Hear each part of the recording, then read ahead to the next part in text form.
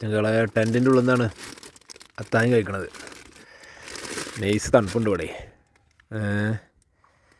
അപ്പോൾ ടെൻറ്റിൻ്റെ ഉള്ളിൽ നിന്നാണ് പരിപാടി. ഉണ്ടല്ലേ 3 ആളും പാടെ കൂടിയിട്ടേ എയർബെഡിലിരുന്നിട്ട് ഇങ്ങനെ അത്താഴം കഴിച്ചുകൊണ്ട് നിൽക്കുക. 4:30 ഇപ്പോൾ സമയം.